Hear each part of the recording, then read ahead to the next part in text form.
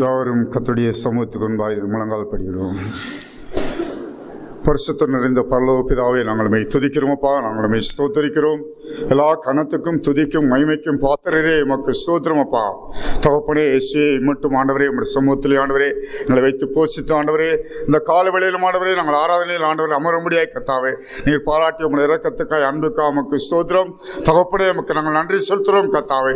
இதோ இந்த ஆராதனையும் ஆண்டவரே உம்முடைய சமூகத்திலே ஆண்டவரை நாங்கள் ஒப்புக் கொடுக்கிறோம் கர்த்தாவே. இயேசுவே, நீர் வந்த ஆண்டவரை ஆசீர்வதிங்க ஆண்டவரே. உம்முடைய பிரசன்னம், உம்முடைய வல்லமை ஆண்டவரை, உம்முடைய அபிஷேகம் கர்த்தாவே இதோ சபையிலே முழுவதுமாய் ஆண்டவரை இறங்கும்படி நாங்கள் ஜெபிக்கிறோம். கூடியிருக்கிறவர்களை ஆசீர்வதிங்க கர்த்தாவே. இயேசுவே ஆண்டவரே, எல்லா ஆண்டவரே மக்கள் தகப்பன பிரமாண சிந்தனை எல்லாம் இயேசுவே மக்களை சிறைப்படுத்தி கர்த்தாவே இதோ இந்த ஆராதனை முழு இதயத்தோடு நாங்கள் கலந்து கொள்ள முடியாது கர்த்தாவே. இந்த ஆராதனை முற்று முழுக்க நீ ஆசீர்வதித்து கர்த்தாவே உம்முடைய நாமத்தை மகிமைப்படுத்தபடியாக ஜெபிக்கிறோம். எங்கள் இயேசு கிறிஸ்துவ நாமத்தில் நாங்கள் ஜெபிக்கிறோம் பிதாவே, ஆமென். நான் உட்காருவோம்.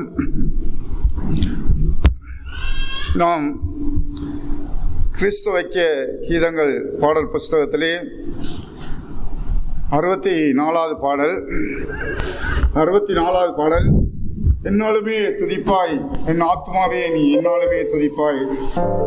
உண்மையிலே அவரே எல்லா துதிக்கும் பாத்திரராக இருக்கக்கூடியவன அந்த தேவாதி தேவனை உள்ள நிறைந்த தாவியோடு நாமத்தை துதிக்கும் பாடல். என்னாலுமே துதிப்பாய் என் ஆத்துமாவே நீ என்னாலுமே துதிப்பாய். என்னாலுமே துதிப்பாய் என் ஆத்துமாவே நீ என்னாலுமே துதிப்பாய். இந்நாள் வரையில உன்னத நாள் செய்த, இந்நாள் வரையில உன்னத நாள் செய்த என்னில்லா நன்மைகள் யாவும் மறவாது. என்னாலுமே துதிப்பாய் என் ஆத்துமாவே நீ என்னாலுமே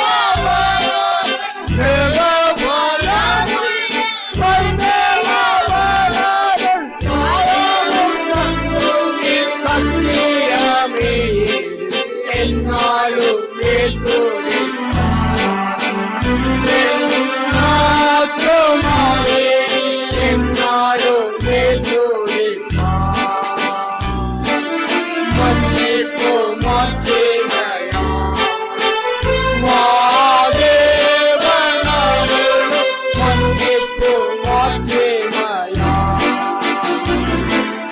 எங்கே வாயோ கேளக்கும் கேட்கும் கூறாதே எங்கே வாயோ கேளக்கும் கேட்கும் கூறாதே எங்கில் ஒன்றாகும் ஆழ்ந்த தூரம் என்னாலும்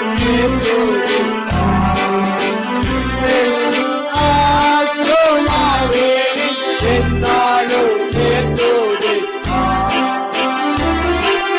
தந்தைதன் பிள்ளைகள் தாயவோடிலந்தாலும் தந்தைதன் பிள்ளைகள் எந்த வேளையும் அவரோடு தங்கினோம் எந்த வேளையும் அவரோடு தங்கினோம் சொந்தம் பாராட்டியே தூக்கி சுமந்தார் என்னாலும் மேற்கோடு ஆத்மாவே என்னாலும் மேற்கோடு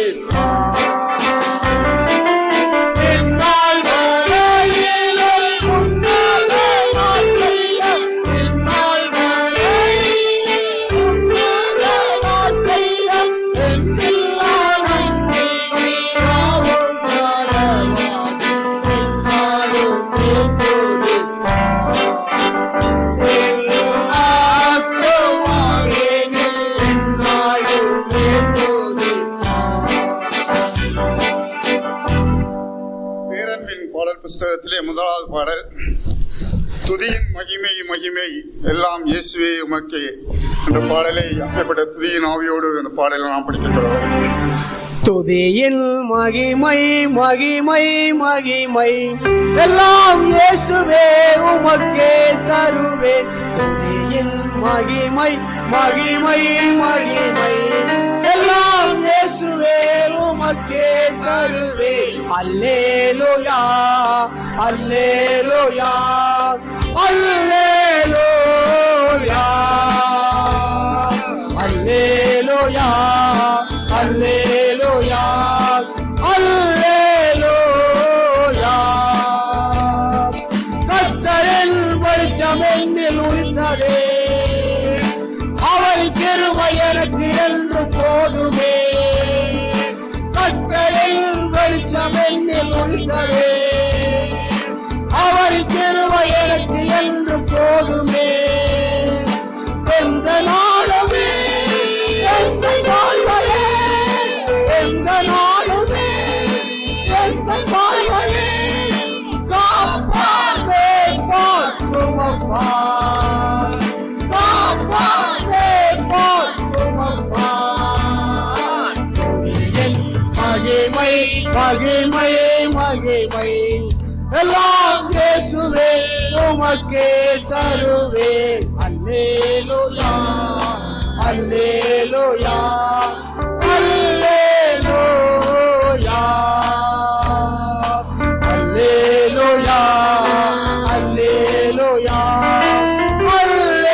அல்லேலூயா தூய இரத்தம் எங்கள் பாவம் கழுவிட்டே புது படைப்பாய் புது வாழ்வு கலந்ததே தூய இரத்தம் எங்கள் பாவம் கழுவிட்டே புது படைப்பாய் புது வாழ்வு கலந்ததே இயேசுவே எங்கள் சொந்தமானாரே இயேசுவே எங்கள் சொந்தமானாரே போனதே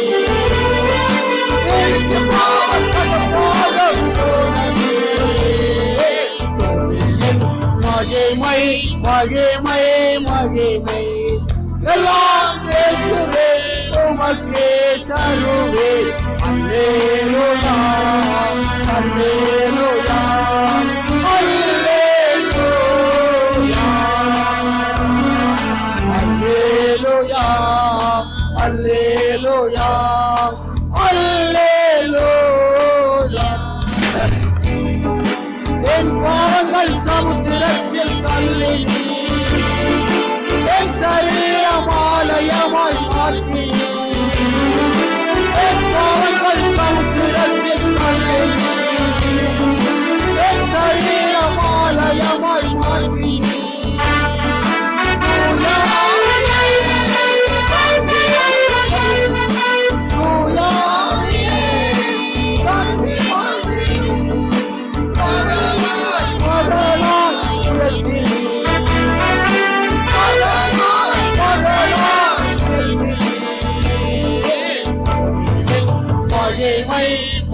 மகிமை மகிமை எல்லாம் இயேசுவே உமக்கே தருவேன். அல்லேலூயா அல்லேலூயா அல்லேலூயா அல்லேலூயா அல்லேலூயா அல்லேலூயா. துதிகளே நிறைந்து வாசம் செய்பவர், துதிகளுக்கு பாத்திரர் நீர் ஒருவரே. துதிகளே நிறைந்து வாசம் செய்பவர், துதிகளுக்கு பாத்திரர் நீர் ஒருவரே. துதியின் சிங்காசனம் நீங்கிருப்பவர், துதியின் சிங்காசனம் நீங்கிருப்பவர். நித்திய சர்வேஸ்வரே, நித்திய சர்வேஸ்வரே. மகிமை மகிமை மகிமை எல்லாம் இயேசுவே உமக்கே தருவேன். அல்லேலூயா அல்லேலூயா அல்லேலூயா அல்லேலூயா அல்லேலூயா அல்லேலூயா. தேவனின் பலனுமான கர்த்தரே, தேவகாலம் நடத்தும் வல்ல தேவனே. தேவனின் பலனுமான கர்த்தரே, தேவகாலம் நடத்தும் வல்ல தேவனே. அனைத்தும் செய்திட ஆற்றலுள்ளவர், அனைத்தும் செய்திட ஆற்றலுள்ளவர். நீ செய்ய நினைப்பதொன்றும் தடைபடாது, நீ செய்ய நினைப்பதொன்றும் தடைபடாது. மகிமை மகிமை மகிமை எல்லாம் இயேசுவே உமக்கே தருவேன்.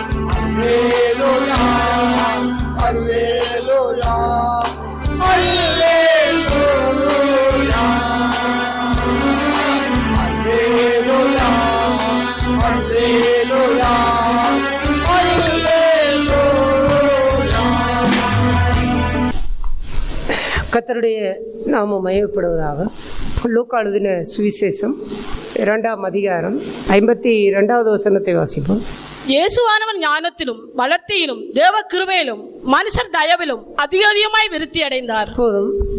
ஆண்டவர் இயேசுவை குறித்து சொல்லப்படும் பொழுது அவர் வளர்ந்து விருத்தி அடைந்தார். வாழ்க்கையிலே ஒருவன் வளர்ந்து கொண்டே போக வேண்டும், அதாவது அவனுடைய வாழ்க்கை விருத்தி அடைந்து கொண்டே போக வேண்டும்.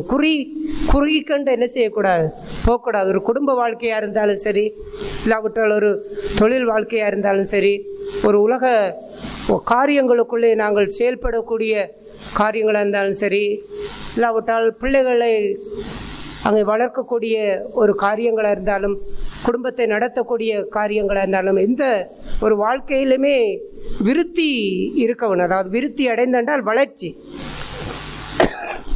அதற்கு எதிர்மாறாக அந்த வாழ்க்கையெல்லாம் தேவடைந்து இல்லாவிட்டால் குறைவடைந்து அது போய்கொண்டு இருக்கிறது என்று சொன்னால், இருந்ததை விட ஏற்கனவே இருந்ததை விட இப்போது இருக்கின்ற வாழ்க்கைகள் அதைவிட மோசமாக போய்கொண்டிருக்கின்றது.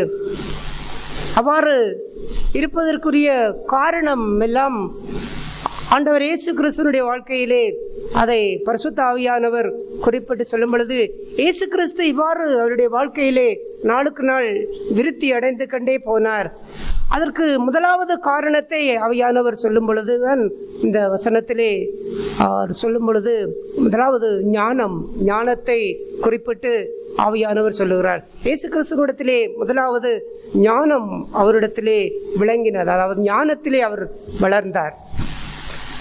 ஞானத்திலே அவர் வளர்ந்து கண்டு வந்த ஒரு வாழ்க்கையிலே, அவருடைய வாழ்க்கையிலே அவர் எல்லாவற்றிலும் அவர் விருத்தி அடைந்து வாழக்கூடிய ஒரு வாழ்க்கைக்குள்ளே கடந்து சென்றார். ஆகையால் இந்த உலகத்திலே வாழ்கின்ற இந்த வாழ்க்கையிலே ஒரு ஆவிக்குரிய வாழ்க்கையாக இருக்கலாம், இல்லாவிட்டால் ஒரு பூமிக்குரிய வாழ்க்கையாக இருக்கலாம், ஒரு குடும்ப வாழ்க்கையாக இருக்கலாம், இல்லாவிட்டால் நம்முடைய தனிப்பட்ட வாழ்க்கையாக இருக்கலாம், பிள்ளைகளை வளர்க்கக்கூடிய காரியங்களாக இருக்கலாம், இல்லாவிட்டால் நாம் செய்யக்கூடிய ஒவ்வொரு முயற்சிகளாக இருக்கலாம், எடுக்கக்கூடிய முடிவுகளாக இருக்கலாம், நாம் போடுகிற திட்டங்களாக இருக்கலாம், நாம் செயல்படுத்தக்கூடிய காரியங்களாக இருக்கலாம். எந்த ஒரு காரியத்திற்கும் எந்த ஒரு வாழ்க்கைக்கும் இந்த ஞானம் என்கின்ற ஒன்று அதிலே பிரதானமாய் முக்கியத்துவம் வகிக்கவில்லை என்று சொன்னால் அந்த வாழ்க்கையினுடைய பின் காரியங்கள் எல்லாமே அது ஒரு தோல்வியாகவும் ஏமாற்றமாகவும் ஒரு துன்பம் நிறைந்ததாகவும் வேதனை நிறைந்ததாகவும் நஷ்டம் நிறைந்ததாகவும் ஒரு கஷ்டமான ஒரு வாழ்க்கைக்குள்ளாகத்தான் அந்த காரியங்கள் எல்லாமே அங்கே கடந்து போகக்கூடிய ஒரு சூழ்நிலைகள் இருக்கின்றது. ஆகையால் இந்த உலகத்திலே 3 விதமான ஞானம் இருக்கின்றது. ஒன்று உலக ஞானம், இன்னொன்று மனுஷ ஞானம், இன்னொன்று தேவ ஞானம். ஆகையால் இந்த உலகத்திலே அதிகமானவர்கள் உலக ஞானத்தை அங்கே கற்றுக்கொண்டு அந்த உலக ஞானத்திற்குள்ளாக தங்களுடைய வாழ்க்கைகளை கொண்டு செயல்படுத்தக்கூடிய ஒரு காரியங்கள். இன்னொன்று மனுஷ ஞானம். அந்த மனுஷ ஞானம் அது தந்திரம். சில மனுஷருக்கு அதிக ஞானம் இருக்கின்றது. ஞானமாய் பேசுவார்கள், ஞானமாய் அங்கே காரியங்களை நடப்பிப்பார்கள். இல்லாவிட்டால் அவர்கள் ஏதாவது முடிவுகள் எடுக்கின்ற காரியங்கள் எல்லாம் அவளிடத்திலெல்லாம் அந்த ஞானங்கள் இருக்கும். ஏனென்றால் அது தந்திரம். அதாவது என்ன தந்திரம் என்றால் அந்த ஞானம் எல்லாம் அது தனக்கு எது நன்மை, தனக்கு எது ஆதாயம், தனக்கு எது லாபம் என்பதைத்தான் அந்த மனுஷ ஞானம் என்ன செய்யும், அவ்வாறு சிந்திக்கும், அவ்வாறு யோசிக்கும். ஆகையால் அது அவருடைய தந்திரங்களுக்குட்பட்டது. அதனாலே தான் ஞானிகளை அவருடைய தந்திரத்தினாலே தேவன் பிடிக்கின்றார் என்று நாம் வேதத்திலே பார்க்கின்றோம். அவ்வாறு அந்த ஞானங்கள் அது ஒருபோதும் ஒரு மனுஷனுடைய வாழ்க்கையை அது நல்ல ஒரு நேர்த்தியான வாழ்க்கைக்குள்ளே கட்டி எழுப்ப முடியாது. எந்த மனுஷ ஞானமும் தேவனுடைய ஞானத்துக்கு முன்பாக அவைகள் எல்லாம் பைத்தியம்தான். தேவன் அதை எல்லாம் ஒரு பொருட்டாக தேவன் பார்ப்பதே இல்லை. ஆகையால் தேவ ஞானம் அது ஒன்றுதான் எந்த ஒரு வாழ்க்கைக்குமே அது விருத்தி அடையக்கூடிய ஒரு தேவையான ஒன்றாக இருக்கின்றது. அதனால் இந்த ஞானம் ஏன் எங்களுடைய வாழ்க்கையிலே தேவை? சாலமோன் தேவனிடத்திலே அவர் தேவாலயத்தை பிரதிஷ்டை செய்யும் பொழுது தேவன் சாலமோனிடத்திலே உனக்கு என்ன வேண்டும் கேள், அதை கொடுக்கின்றேன் என்று சொல்லும் பொழுது அந்த சாலமோன் ராஜா அவன் தேவனிடத்திலே ஐஸ்வர்யத்தை கேட்கவில்லை, சத்துருக்களிடத்திலிருந்து எதிரிகளிடத்திலிருந்து தனக்கு ஜெயத்தை கேட்கவில்லை, தன்னுடைய அங்கே தேசம் நல்ல வளமான தேசமாய் இருக்க வேண்டும் என்கின்ற காரியங்களை கேட்கவில்லை. மாறாக தேவனிடத்திலே ஞானத்தை கேட்டார். அது என்ன ஞானம் என்றால் அந்த சாலமோன் கேட்ட ஞானம் எல்லாம் அந்த ஞானத்திலே தந்திரம் இருக்கவில்லை. அதாவது அந்த ஞானத்திலே தன்னுடைய ராஜ்யபாரத்தை தக்க வைத்துக் கொள்ள வேண்டும் என்பதற்காக ஒரு ஞானத்தை சாலமோன் மனுஷிய ஞானமான அந்த ஞானத்தை கேட்கவில்லை, தேவ ஞானத்தை கேட்டார். இந்த ஜனங்களை நடத்துவதற்கு எனக்கு ஞானம் வேண்டும். எப்படி நடத்துவது? அது தேவனுக்குள்ளாக, தேவனுடைய சமூகத்திலே, தேவனுடைய ஜனங்களாக அவர்கள் என்ன செய்யப்பட வேண்டும்? அவர்களுக்கு காரியங்களை எல்லாவற்றையும் நீதியாய் நேர்மையாய் அங்கே நடத்தக்கூடிய அப்படிப்பட்ட ஞானம் தேவை என்று தேவனிடத்திலே கேட்டார். அது தேவனுடைய பார்வையிலே பிரியமாயிருந்தது. ஆகையால் தேவன் சாலமோனுக்கு என்ன செய்தார்? அவன் கேட்ட ஞானத்தையும் கொடுத்தார், கேட்காத மற்ற காரியங்களையும் கொடுத்தார். அதனால் ஒரு ஞானத்தை, தேவ ஞானத்தை பெற்றுக் கொள்ளுகிறவனுக்கு அந்த ஞானத்திற்கு பின்பாக இந்த பூமிக்குரிய, இந்த உலகத்துக்குரிய, அவனுக்குரிய வாழ்க்கைக்குரிய காரியங்களையும் கர்த்தர் என்ன செய்கின்றார்? அவனுக்கு நிறைவாகவே கொடுக்கின்றார். தேவன் அதை அவர்களுக்கு ஆசீர்வதித்து கொடுக்கின்றார். ஏனென்றால் அது அவனுடைய ஞானத்தினாலே சம்பாதித்து கொண்ட பொக்கிஷங்கள். ஆகையாலே தான் இந்த ஞானத்தை அந்த சாலமோன் ஞானி, அவர் நீதிமொழிகளாக இருக்கலாம், பிரசங்கியா இருக்கலாம், அவர் எந்த அந்த அப்படிப்பட்ட அவர் எழுதின புஸ்தகங்களில் எல்லாம் அந்த ஞானத்தை அவர் முக்கியத்துவப்படுத்தி எழுதுகின்றார். ஞானமே முக்கியம், ஞானமே பிரதானம், ஞானமே எல்லாவற்றுக்கும் மேன்மையானது, ஞானத்தை சம்பாதி, எப்படியெல்லாம் அவர் ஞானத்தை அந்த அளவுக்கு அவர் பேசுகிறார் என்றால், இந்த உலகத்திலே வாழ்க்கையிலே ஞானம் என்கின்ற ஒரு காரியம் இல்லை என்று சொன்னால் நாம் குடும்பத்தை சீராக நடத்த முடியாது, பிள்ளைகளை நாம் சீராக வளர்க்க முடியாது, நம்முடைய பொருளாதாரங்களையோ இல்லாவிட்டால் அந்த பூமிக்குரிய வாழ்க்கைகளையோ ஒரு கணவன் மனைவி என்கின்ற அந்த உறவிலேயோ நாங்கள் சரியான விதத்திலே அந்த வாழ்க்கையை கட்டி எழுப்ப முடியாது. ஆகையாலே தான் பிரசங்கி இவ்வாறு சொல்லுகின்றார். பிரசங்கியின் புஸ்தகத்திலே 10ஆம் அதிகாரம், பிரசங்கியின் புஸ்தகம் 10ஆம் அதிகாரம் 10வது வசனத்தை வாசிப்போம். இருப்பு ஆயுதம் மழுங்கலாயிருக்க அதை ஒருவன் தீட்டாமல் போனால் அதிக பலத்தை பிரயோகம் பண்ண வேண்டியதாகும். ஆகையால் ஒரு காரியத்தை செவ்வையாய் செய்வதற்கு ஞானமே பிரதானம். அவர் பிரசங்கி இவ்வாறு சொல்லுகின்றார். ஒரு ஆயுதம் இருப்பிலே இருந்து கொண்டிருந்தால் அது பயன்படுத்தப்படாமல் அப்படியே இருப்பிலே இருந்து கொண்டிருக்கும் பொழுது அந்த ஆயுதத்தை திடீரென்று எடுத்து பயன்படுத்த வேண்டும் என்கின்ற ஒரு காரியம் வரும் பொழுது அது எப்படிப்பட்டதாயிருக்கும்? அது மழுக்கலாயிருக்கும். ஆகையால் அதை என்ன செய்ய வேண்டியிருக்கும்? ஒரு மழுங்கலான ஒரு ஆயுதத்தை கொண்டு ஒருவன் ஒரு மரத்தை வெட்டுவதற்கும், நல்ல கூர்மையான ஒரு ஆயுதத்தை கொண்டு ஒரு மனிதன் ஒரு மரத்தை வெட்டுவதற்கும் உள்ள அந்த வித்தியாசம் எப்படிப்பட்டது? ஒரு மழுங்கலான ஆயுதம் என்றால் அவன் அதை வெட்டுவதற்கு அதிக பலத்தை பிரயோகிக்க வேண்டும், அதிகமாக அவன் பிரயாசப்பட வேண்டும், அதிகமாக கடினமாய் அந்த காரியத்துக்குள்ளே உழைக்க வேண்டும். ஒரு கூர்மையான ஆயுதம் எங்கும் பொழுது அவனுடைய அந்த கடினம், அவனுடைய துன்பம், அவனுடைய அந்த வருத்தங்கள் என்ன செய்கின்றது? அது அவனுக்குள்ளே குறைகின்றது. ஆகையால் வாழ்க்கையிலே இந்த ஞானம் இல்லாதவர்கள் எல்லாம் இருப்பு ஆயுதம் என்று அந்த பிரசங்கி சொல்லுகின்றார். இந்த ஞானத்தை பெற்றுக்கொள்ளாதவர்கள், இப்படி இந்த ஞானத்தை பெற்றுக்கொள்ளாதவர்கள் அவர்கள் ஒரு இருப்பு ஆயுதத்தை போல் இருக்கின்றார்கள். அவர்களுக்கென்று ஒரு பிரச்சனை வரும் பொழுது, அவர்களுக்கொன்று கஷ்டம் வரும் பொழுது, அவர்களுக்கொண்டு ஒரு துன்பம் வரும் பொழுது, அவர்களுக்கொண்டு ஒரு தேவை வரும் பொழுது, அவர்கள் ஒரு முடிவை எடுக்கக்கூடிய ஒரு சந்தர்ப்பம் வரும் பொழுது, அவருடைய வாழ்க்கையிலே ஒரு தீர்மானம் எடுக்கக்கூடிய காரியங்கள் வரும் பொழுது, இப்போது இவர்கள் எடுக்கின்ற இப்படிப்பட்ட முடிவுகள், இப்படிப்பட்ட காரியங்கள், இப்படிப்பட்ட தீர்மானங்கள், அவருடைய வழிகள் எல்லாமே எப்படிப்பட்டதாக இருக்குன்னு சொன்னால் அந்த இருப்பு ஆயுதத்தை போன்று இருக்கின்றது, மழுங்களாக இருக்கின்றது. ஏனென்றால் அதிலே ஞானம் இல்லாதபடியினால், தேவ ஞானம் இல்லாதபடியினாலே அது அவர்களை அந்த முடிவுகள், அந்த தீர்மானம், அந்த வழிகள் எல்லாம் அவர்களுக்கு வேதனைகளையும் வருத்தங்களையும் பிரச்சனைகளையும் மேலும் மேலும் அவர்களுடைய வாழ்க்கையிலே அதிகரித்து கொண்டு அவளை துன்பத்துக்குள்ளே நடத்துகின்ற ஒரு காரியங்களாக அதை என்ன செய்கின்றது? அது கொண்டு போய் கொண்டிருக்கின்றது. ஆகையாலே தான் அப்படிப்பட்ட இருப்பு ஆயுதம் அது நன்றாக கூர்மையாக்கப்பட்டு கொண்டிருக்க வேண்டும் என்றால் அது எப்படி கூர்மையாக்கப்பட முடியும்? அது தேவ ஞானத்தை ஒரு மனுஷன் அனுதின வாழ்க்கையிலே அவன் பெற்றுக்கொண்டே இருக்கும் பொழுது, அந்த ஞானத்தை அவன் தேவனிடத்திலிருந்து பெற்று அந்த ஞானத்தினாலே தன்னுடைய வாழ்க்கையை கொண்டு நடத்தும் பொழுது, ஞானத்தினாலே வீடு கட்டப்பட வேண்டும். அந்த அப்படிப்பட்ட ஒரு வாழ்க்கையினாலே அவனுடைய காரியங்கள் கொண்டு நடத்தப்படும் பொழுது அவன் ஒரு நல்ல ஒரு கூர்மையான ஆயுதத்தை போன்ற ஒரு மனுஷனாய் இருக்கின்றார். அவன் காரியத்தை செவ்வையாக செய்யக்கூடிய ஒரு பக்குவத்துக்குள்ளே அவன் வாழ்கின்றார். ஆதலால் ஒரு காரியத்தை செவ்வையாய் செய்ய வேண்டுமானால், நேர்த்தியாக செய்ய வேண்டுமானால், அதை சரியாக செய்ய வேண்டுமானால் ஞானம்தான் பிரதானம். அந்த ஞானம் இல்லை என்று சொன்னால் காரியங்கள் தாறுமாறாகும், பிரச்சனைகள் அதிகரிக்கும், துன்பங்கள் கூடும், நஷ்டங்கள் வரும், சேதங்கள் வரும், இழப்புகள் வரும். காரணம், செவ்வையாக அது நடந்து முடிவதற்கு அங்கு ஞானம் இல்லை.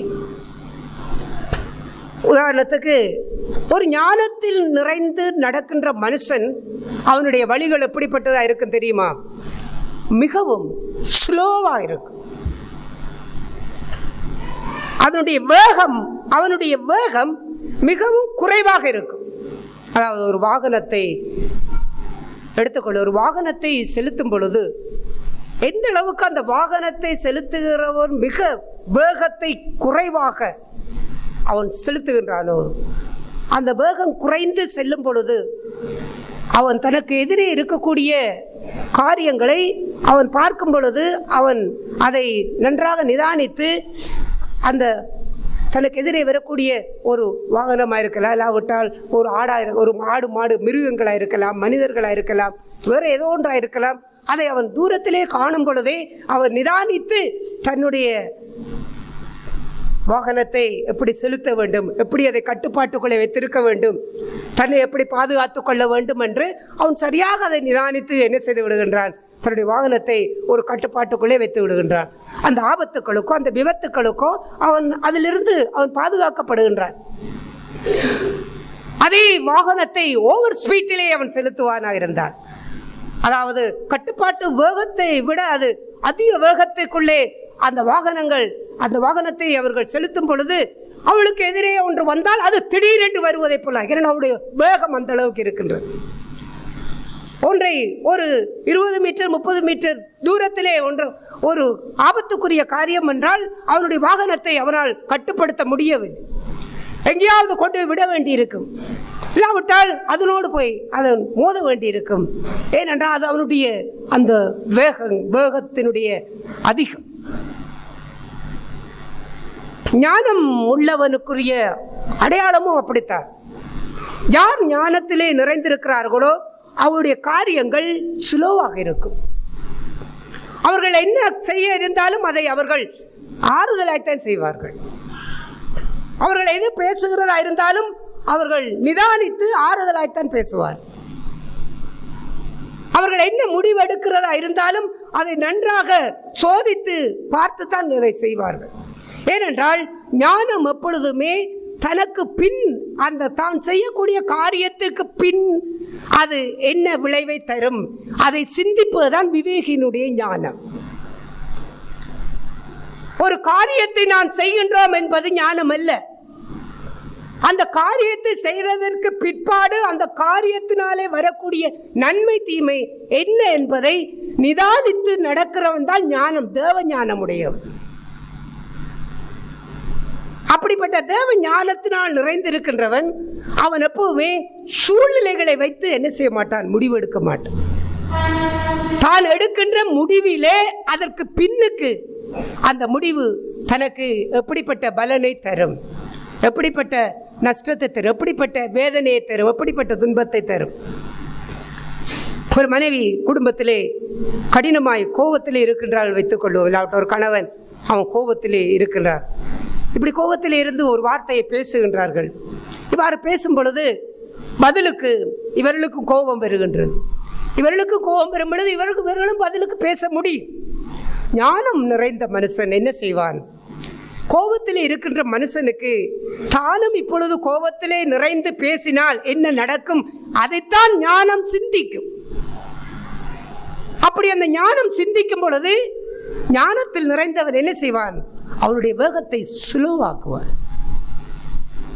இப்பொழுது அவன் பேச வேண்டும் என்று கோபப்பட்டு பேச வேண்டும்ங்கிற வார்த்தைகளை அடக்குவான். இப்பொழுது பேசக்கூடாது. ஒருவன் என்ன நிலையிலே இருக்கின்றான் என்பதை வைத்துத்தான் அவளிடத்திலே எதையாவது பேச வேண்டும்.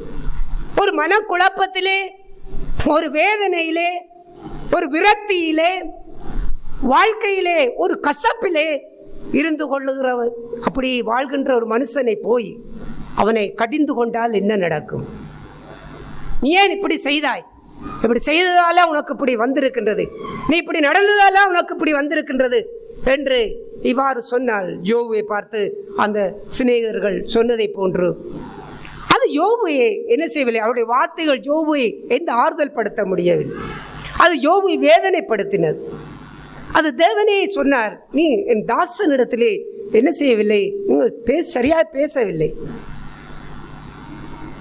ஏனென்றால் இவர்கள் அவனுக்கு புத்தி சொல்லுகிறோம் என்றுதான் போனார்கள், ஆனால் புத்தி சொல்லவில்லை. அது அவனை யோபுவை குற்றப்படுத்தினார், வேதனைப்படுத்தினார்கள். ஏனென்றால் அவரிடத்திலே ஞானம் இல்லை. இவ்வாறுதான் குடும்ப வாழ்க்கையிலே கூட, பிள்ளைகளுக்குரிய காரியங்களிலே கூட சில முடிவுகளை எடுக்கும் பொழுது நாம் ஞானம் இல்லாமல் எடுக்கின்ற முடிவுகள் அவர்களை மிகப்பெரிய தீமைக்குள்ளே நடத்தி விடுகின்றன. ஒரு பிள்ளைகள் தவறு செய்கின்றது என்று அங்கே வைத்து கண்டிக்கின்றோம். அவ்வாறு அந்த பிள்ளை திரும்ப அந்த தவறு செய்கின்றது.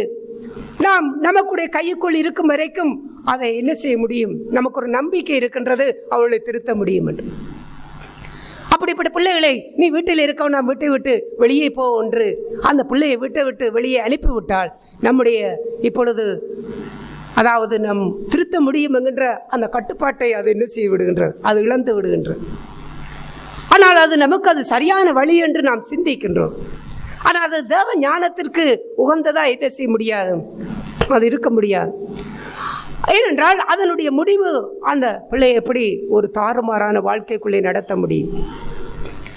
ஆதலாலே தான் எந்த ஒரு சின்ன காரியமோ பெரிய காரியமோ எதுவாக இருந்தாலும் ஞானம் வேண்டும். ஒரே தவறை ஒரு பிள்ளை செய்யும் பொழுது அந்த பிள்ளைக்கு ஒரே தவறை செய்யும் பொழுது ஒரு தடவை சிலவளை பிரம்பெடுக்க வேண்டி இருக்கின்றது. ஆனால் அதே தவறை அந்த பிள்ளை செய்யும் பொழுது அதை பிரம்பை தொடர்ச்சியாக எடுக்க முடியாது. ஏனென்றால் அதை வேறு விதத்திலே அதை நாம் கையாள வேண்டி இருக்கின்றது. ஏனென்றால் அந்த பிள்ளை இருக்கின்ற நிலை, மனநிலைகளை வைத்துத்தான் நம்முடைய செயல்பாடுகள் இருக்க வேண்டும். எந்த மனுஷனுடைய காரியங்களையும் வைத்துத்தான் நம்முடைய செயல்பாடு இருக்க வேண்டும். ஆகையாலே தான் இப்படிப்பட்ட காரியங்கள் எல்லாம் யார் நிதானிக்க முடியும்? இந்த வேகமாக செயல்படுகின்ற, அதாவது இந்த ஓவர் ஸ்பீட்டிலே போகின்றவர்கள், இவர்கள் ஞானம் இல்லாதவர். இந்த ஓவர் ஸ்பீட்டிலே போய் என்ன செய்வார்கள்? வேகமாக மோதிக்கொள்ளுவார்கள், பிரச்சனைகளுக்குள்ளே அகப்படுவார்கள், தீமைக்குள்ளே அகப்படுவார்கள், துன்பத்துக்குள்ளே அகப்படுவார்கள், நஷ்டத்துக்குள்ளே அகப்படுவார்கள். மேலும் மேலும் வாழ்க்கையிலே அவர்களுக்கு கஷ்டங்களும் நெருக்கங்களும் என்ன செய்கின்றது? வந்து சேருகின்றது. ஆகையாலே தான் எவர்களுடைய காரியங்கள் ஸ்லோவாக இருக்கின்றது. யாக்கோபு சொல்லும்போது சொன்னார், நீங்கள் பேசுவதற்கு தாமதமாக, கோபிக்கிறதுக்கு தாமதமாயிருங்கள், பேசுறதுக்கு பொறுமையாயிருக்கு. ஏனென்றால் இப்படிப்பட்ட ஞானம் தான் பரத்திலிருந்து இறங்கி வருகின்ற ஞானம் என்று அவர் சொல்லுவார். அந்த பரத்திலிருந்து ஒருவனிடத்திலே தேவ ஞானம் இறங்கி வந்தால் அவன் எல்லாவற்றுக்கும் தாமதமாகத்தான் இருப்பான். அவனுக்குள்ளே ஓவர் ஸ்பீட் இருக்காது. அவனுடைய அவன் செலுத்துகின்ற வாகனங்கள் ஸ்லோவாகத்தான் இருக்கும், வேக குறைவாகத்தான் இருக்கும். ஆகையாலே தான் தூரத்திலேயே ஒரு காரியத்தை அவன் நிதானித்துக் கொள்ளுகின்றான். ஒரு மனுஷனை பார்க்கும் பொழுதே இந்த மனுஷன் இடத்திலே எப்படி பேச வேண்டும், எப்படி நடந்து கொள்ள வேண்டும் என்று அவன் நிதானிக்கின்றான். அது தேவனுடைய ஞானம். இயேசு கிறிஸ்து அப்படித்தான் அவர் நிதானித்தார். அவரிடத்திலே வேவுகாரர்கள், அதாவது புலனாய்வுக்காரர் எல்லாம் அவரிடத்திலே வந்தார்கள். புலனாய்வுத்துறை வேவு பார்க்கின்றவர் அவர்களும் இயேசு கிறிஸ்துவிடத்திலே வந்தார்கள். ஏனென்றால் அவரை அரசியல் ரீதியிலே அவரை ஒரு குற்றப்படுத்த வேண்டும், குற்றவாளியாக மாற்ற வேண்டும் என்பதற்காக வந்தார்கள். ஆனால் இயேசு அவர் நல்ல ஞானம் நிறைந்தவராக இருந்தபடினால் வருகின்றவன் யார், அவன் எப்படிப்பட்ட ஆவியோடு வருகின்றான், தன்னிடத்திலே அவன் கேள்வி கேட்கும்போது எதற்காக கேட்கின்றான் என்பதெல்லாம் இயேசு அவருடைய ஞானத்திலே நிறைந்திருந்தபடியினாலே அவர் அதை நன்றாக நிதானித்தார். ராயனுக்கு வரி கொடுக்க வேண்டுமா கூடாதா என்று கேட்டார்கள். அவர் ஞானத்தில் நிறைந்தபடியினாலே இவன் குற்றம் பிடிக்கும்படிக்கே இந்த காரியத்தை கேட்கின்றார். ஆகையால் ஆண்டவர் சொன்னார், ஒரு நாணயத்தை காட்டண்டார். 2 பக்கத்தையும் காட்டினார்கள். இது யாருடையது என்றார். இது ராயனுடையது. இது யாருடையது? தேவனுடையது. தேவனுடையதை தேவனுக்கும், ராயனுடையதை ராயனுக்கும் கொடுத்து விடு என்றார். அவன் ஆச்சரியப்பட்டு போனான். அப்படி இல்லாமல் மதியினமாக வரி கொடுக்க தேவையில்லை. ஆனால் பேதுரு இடத்திலே இயேசு பேசும் பொழுது என்ன சொன்னார்? வரி செலுத்துகிறவர்கள் வந்து உங்கள் போதகர் வரி செலுத்துகிறது இல்லையா என்று கேட்கும் பொழுது பேதுரு சொல்லிவிட்டார், செலுத்துகிறார் என்று சொல்லிவிட்டார். அப்பொழுது இயேசுவிடத்திலே வந்து வரி செலுத்துகிறவர்கள் வரி பணம் கேட்டு வந்திருக்கிறார்கள் போது பேதுருவுக்கு ஆண்டவர் சொன்னார், பிள்ளைகள் வரி செலுத்த வேண்டிய அவசியம் இல்லை, நாம் வரி செலுத்த வேண்டிய அவசியம் இல்லை. ஆகிலும் நீ சொல்லிவிட்டாய், வரி செலுத்துகிற என்று சொல்லிவிட்டாய். நீ சொன்னதுக்காக உன் வாக்கை காப்பாற்றுவதற்காக நீ கடலிலே போய் தூண்டில் போட்டு முதலாவது அகப்படுற மீனோட வாயை திறந்து பார், அதுக்கு ஒரு நாணயம் இருக்கும், அதை கொண்டு போய் உனக்கும் எனக்கும் சேர்த்து கொடு என்று சொன்னார். அப்படி பேதனிடத்திலே பேசும் பொழுது நாம் வரி கொடுக்க தேவையில்லை என்று சொன்னார். ஆனால் இந்த வேவுகாரர் வரும் பொழுது அவர்களுக்கு சொன்னார், ராயனுக்குரியதை ராயனுக்கு செலுத்த வேண்டும் என்று சொல்லிவிட்டார். ஏனென்றால் அவரிடத்திலே ஞானம் இருந்தது. ஆரிடத்திலே எப்படி பேச வேண்டும், இப்படிப்பட்ட ஒரு காரியம் இல்லை என்றால் நாம் அநேக பிரச்சனைகளுக்குள்ளே நாம் அகப்படுவோம். இந்த உலகத்து மனுஷர்கள் உலக ஞானத்திலே நிறைந்திருக்கின்றார்கள். அவர்கள் மத்தியிலே கவனமாக இருக்க வேண்டும் என்று ஆண்டவர் சொன்னார். இந்த ஒளியின் பிள்ளைகளை பார்க்கலும் பிரபஞ்சத்தின் பிள்ளைகள் தங்கள் சந்ததியிலே அதிக புத்திமான்களாக இருக்கிறார்கள், அதிக விவேகம் உள்ளவர்களாக இருக்கிறார்கள். ஆகையால் ஒளியின் பிள்ளைகள் அதிலே கவனம் இல்லாமல் ஞானம் இல்லாமல் வீணாக மாட்டிக்கொள்ளுகிறார்கள், வீணான பிரச்சனைகளுக்கு அகப்படுகிறார்கள். நம்முடைய ஜீவியத்திலே நம்முடைய வாழ்க்கையிலே தேவ ஞானம் என்கின்ற ஒன்று நமக்கு இருக்கும் பொழுது அது எப்பவுமே நம்முடைய வழிகளை ஸ்லோவாக நடத்தி கொண்டு செல்லும். நாம் நல்ல நிதானத்தோடு நம்முடைய வாழ்க்கையை என்ன செய்ய முடியும், கொண்டு செல்ல முடியும். அதனாலே நமக்கு வரக்கூடிய அநேக சேதங்களுக்கு நாம் நீங்களாக்க முடியும், அநேகமான பிரச்சனைகளை தவிர்த்து கொள்ள முடியும். இயேசுவினிடத்திலே கூட அந்த விபச்சார ஸ்திரியை கொண்டு வந்து நிறுத்தினார்கள். இவர்களுக்கு நியாயம் செய்ய வேண்டும் என்றார்கள். அவர்கள் பரிசேயர்கள் ஓவர் ஸ்பீட்டிலே இருந்தார்கள். அதை கண்டவுடனே தீர்ப்பு கொடுத்து விட வேண்டும் என்று கொண்டு வந்தார்கள். இயேசு அவர் ஞானத்தில் நிறைந்தவராக இருந்தபடியால் அவர் அவர்களை போன்று இவரும் ஓவர் ஸ்பீட்டிலே இருக்கவில்லை. அவர் சுலோவான, அவருடைய வேகம் சுலோவாக இருந்தது. ஆகையாலே தான் அவர் அங்கே என்ன செய்தார், அமைதியாக இருந்தார், தாமதமாக இருந்தார். உடனே பதில் சொல்லவில்லை, உடனே பேசவில்லை, எல்லாம் தாமதமாக இருந்து அவர் ஞானம் விளங்க என்ன செய்தார், அவர் சொன்னார், உங்களில் பாவமில்லாதவன் நீங்கள் கல்லறியுங்கள். எறிய வேண்டாம் என்றால் இவன் மோசையினுடைய பிரமாணத்தை மீறுகிறான் என்று குற்றம் சாட்டுவார்கள். எறியும்படிக்கு சொன்னால் பாவியை ரட்சிக்க வந்த தான் அந்த பாவியை நியாயம் தீர்ப்பதற்கு தானே காரணமாக இருந்து விட்டேன் என்று அவர் பிதாவுக்கு முன்பாக குற்றவாளியாய் பாவியாய் என்ன செய்து விடுவார், மாறி விடுவார். இரண்டையுமே இயேசு நன்றாக நிதானித்து அவர் பதில் சொன்னதுக்கு காரணம் என்னென்றால் அவரிடத்தில் நல்ல ஞானம் இருந்தது. ஞானம் எந்த அளவுக்கு வாழ்க்கையை ஒரு சீரான பாதைக்குள்ளே கொண்டு செல்லுகின்றது. குடும்ப வாழ்க்கையிலே கூட ஒரு பிரச்சனை வரும் பொழுது பிரச்சனைகளை வளர்ப்பதும் பிரச்சனைகளை அமைதிப்படுத்துவதும் ஞானமுள்ள கணவன் ஞானமுள்ள மனைவியா இருக்கிறவரிடத்திலே தான் இருக்கின்றது. பிள்ளைகளால் கூட ஒரு பிரச்சனை வரும் பொழுது பெற்றோர்கள் நல்ல ஞானம் உடையவர்களாக இருந்தால் அந்த காரியத்தை அவர்கள் செவ்வையாக அதை நடத்தி முடிக்க முடியும். அநேக காரியங்களிலே பாருங்கள், நாம் ஞானம் இல்லாமல் நடந்து கொள்ளும் பொழுது நாம் எவ்வளவு பிரச்சனைகளுக்குள்ளே, எவ்வளவு நஷ்டத்துக்குள்ளே, சேதத்துக்குள்ளே நாம் போகின்றோம். நாம் ஒரு முடிவை எடுக்க முற்படும் பொழுது நாம் ஏதாவது ஒரு பொருளை வாங்குவதாக இருக்கலாம், ஏதாவது பொருளை விற்பதாக இருக்கலாம், ஏதாவது ஒரு காரியத்தை செய்வதாக இருக்கலாம், ஒன்றை நட்டுவதாக இருக்கலாம், இல்லாவிட்டால் நாம் ஒரு வாழ்க்கையிலே ஒரு தீர்மானம் எடுத்து நம்முடைய வாழ்க்கைக்குரிய ஏதாவது ஒரு திட்டங்களை போட்டு அந்த திட்டங்களுக்கு ஒரு முடிவை எடுக்கக்கூடிய காரியங்களாக இருக்கலாம். இந்த காரியங்களில் எல்லாம் இந்த உலகத்திலே நமக்கு ஞானம் இல்லை என்று சொன்னால் நாம் வீணாக பாடுபடுவோம், வீணான துன்பங்களுக்குள்ளே நாம் அகப்படுவோம், வீணான கடன் பிரச்சனைகளுக்குள்ளே அகப்படுவோம், வீணான கஷ்டங்களுக்குள்ளே கவலைகளுக்குள்ளே நாம் அகப்படுவோம். அதனாலே நம்முடைய சமாதானம் கட்டு, நம்முடைய நிம்மதி கட்டு, நம்முடைய மகிழ்ச்சி கட்டு, நம்முடைய வாழ்க்கையில் விருத்தி ஆகக்கூடிய அந்த வாழ்க்கையெல்லாம் குறைபட்டு நாம் ஒரு சேதப்படக்கூடிய அந்த வாழ்க்கைக்குள்ளே நாங்கள் கடந்து செல்லக்கூடிய அந்த சூழ்நிலைகள் தான் நம்முடைய வாழ்க்கையிலே கிட்டி சேரக்கூடிய காரியங்களாக இருக்கின்றது. ஆதலாலே தான் நாம் ஒரு வார்த்தையை கூட பேசிவிட்ட பிற்பாடு என்ன செய்கின்றோம், கவலைப்படுகின்றோம், மனஸ்தாபப்படுகின்றோம், வேதனைப்படுகின்றோம். நான் அப்படி பேசியிருக்கக்கூடாது. அது எவ்வளவுத்துக்கு அது மற்றவர்களை மனம் புண்பட செய்திருக்கின்றது, அது எவ்வளவு மற்றவர்களை வேதனைப்படுத்தி இருக்கிறது, அது எவ்வளவு மற்றவர்களை விடுறச் செய்திருக்கின்றது என்ற பிற்பாடு நாங்கள் என்ன செய்கின்றோம், அதை குறித்து நாங்கள் பார்க்கின்றோம். ஏனென்றால் நமக்கு ஞானம் இருந்தால் நாம் என்ன செய்திருக்க மாட்டோம். அங்கே நம்முடைய வார்த்தைகள் எப்படிப்பட்டதாக இருக்க வேண்டும், எப்படி பேச வேண்டும் என்பதை நாம் நன்றாக நிதானிக்கக்கூடிய காரியங்களை ஆண்டவர் அப்படிப்பட்ட ஒவ்வொரு காரியங்களிலும் அப்படிப்பட்ட ஞானத்தை எனக்கு கொடுக்கின்றார்.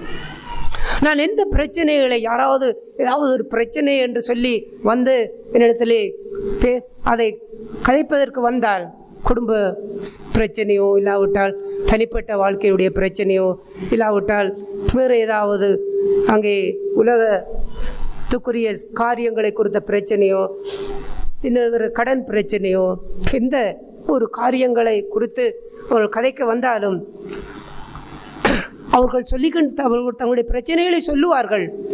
சொல்லும் பொழுது நான் அதை கேட்கிறதோடு அந்த காரியத்தை அதை மட்டும் நான் கேட்டுக்கொண்டே இருப்பதில்லை. அந்த கேட்கிற காரியத்தோடு தேவனிடத்திலே அப்படிப்பட்ட காரியங்களில் எல்லாம் நான் இதற்கு என்ன பதில் சொல்ல வேண்டும், இந்த பிரச்சனைக்கு இது நிவர்த்தி ஆகுவதற்கு என்ன எப்படிப்பட்ட ஒரு காரியத்தை பேச வேண்டும். ஏதோ வந்தவர்கள் அவர்களுடைய பிரச்சனைகளை சொல்லுகிறத அவர்கள் ஏதோ ஆறுதல் படுத்தி விட்டு அனுப்புவது ஞானம் அல்ல. அதிலே ஒரு மாற்றம் அங்கே வர வேண்டும். ஆகையால் அப்படிப்பட்ட காரியங்களிலே இதை பேச வேண்டும் என்பதை தேவனிடத்திலே நான் ஜெபித்துக்கொண்டே இருப்பேன், கேட்டுக்கொண்டே இருப்பேன். ஏனென்றால் நான் ஏதோ மனுஷியமான ஒன்றை என்ன செய்யவிடக்கூடாது, நான் சொல்லிவிடக்கூடாது. சுயமாய் ஏதோ ஒன்றை என்ன செய்யவிடக்கூடாது, சொல்லிவிடக்கூடாது. ஏனென்றால் நான் சொல்லுகின்ற அந்த பதில், நான் சொல்லுகின்ற அந்த ஆலோசனை அவருடைய பிரச்சனைக்கு தீர்வைத்தான் கொடுக்க வேண்டும், பிரச்சனைகளை மேலோங்க செய்து விடக்கூடாது, அதை அதிகரித்து விடக்கூடாது.